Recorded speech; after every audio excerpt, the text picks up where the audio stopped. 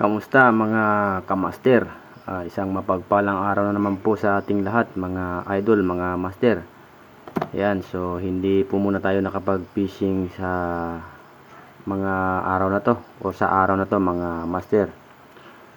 Dahil sanhi po nang hindi po maganda yung panahon sa mga nakalipas na ilang araw ngayon. At naubusan din po kami ng pamain namin na yung gawa sa balat ng kambing. So by the way mga idol, mga master, so magpi-flex lang po muna ako ng gawa naming pamain or gawa sa balat ng kambing mga master. So ito yung para sa bira-bira. Kung tawagin sa amin ay lintak mga master. Yan, so ito yung ating nagawa na naman. So I think mga ilang araw na naman ngayon, sasabak na naman tayo sa pangingisda mga master. So ito yung natapos namin na gawin kanina. Yun, so actually hindi ako marunong gumawa nito mga master. So nagpagawa lang ako sa aking ugangan dahil siya yung bihasa sa paggawa ng ganitong pamain. Ito'y balat ng kambing. So ito yung sample ng pinatuyong balat ng kambing mga master. So napakalamit mga master. So yan. Napakalamit mga master. So ito naman yung dala nung isa kong kaibigan or si AG Mix Adventure TV. So galing siya dito sa bahay kanina. So yung plate number. Okay. Galing siya sa bahay kanina dahil po nagpagawa rin po siya ng ganito sa aking ugangan. So shoutout nga pala sa iyo Mr.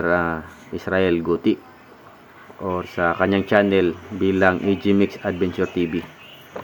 Yan, so ito yung kanyang biniling Lentex or Rentex. Yan, Rentex. At saka meron din siyang sparkle.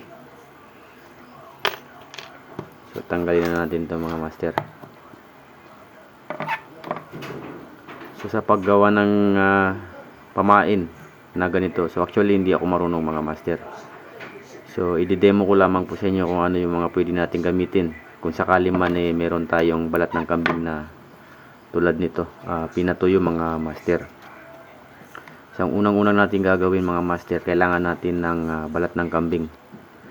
So kung hindi tayo marunong gumawa tulad nito, pwede naman din natin siyang iukit. Mag-print tayo or iukit natin sa ballpen. Yan. Ganito lang naman siya mga master.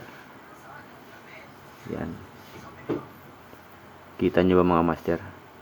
So ito yung kanyang buntot mga master. Ito naman yung kanyang mga yung tawag nito.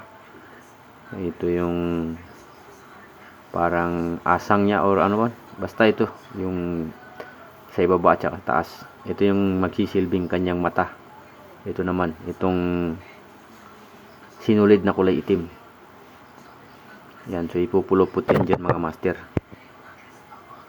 At saka isasama na rin yung kanyang sparkle kung ano man ang gusto nyo. Tulad nito Lentex. Ito sparkle. Ito yung ginamit dito. So ito hindi ito nalagyan ng Lentex kasi late na to dumating.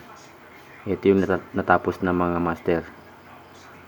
Yan. So kailangan natin ng kawil. Yung hook natin is number 21.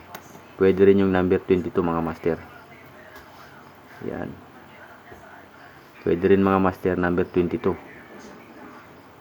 So ito number 21 to mga master. Yan. Ito yung balat ng kambing. So nga pala mga master, ang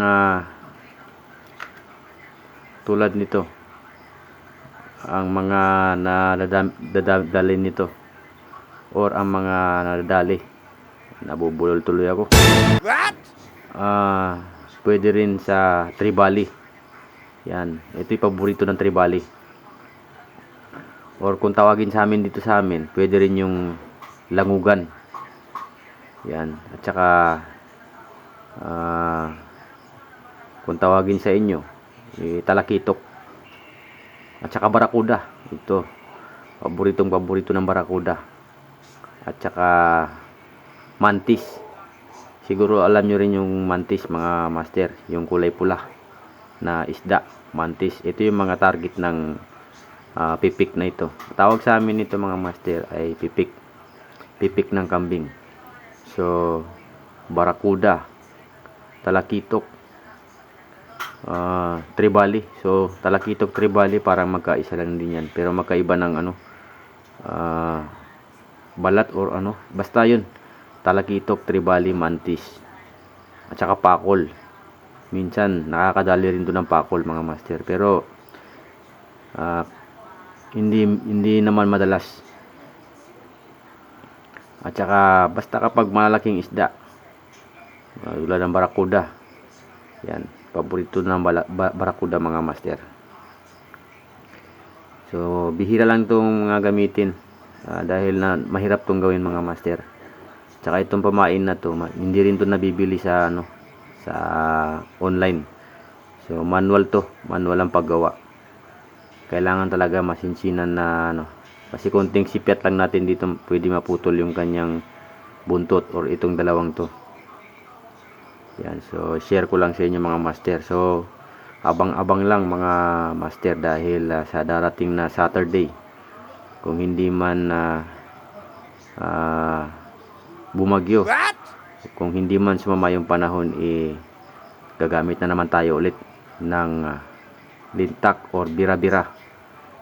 Pero mag-change spot kami mga master, dahil nung una ginamit namin to dun sa area na dati ng spot ng bayo ko. Pero ngayon darating na Saturday,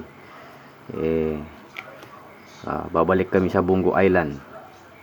Yan, so meron kaming dalawang spot doon na pwede namin panggamitan ng lintak na to or bira-bira.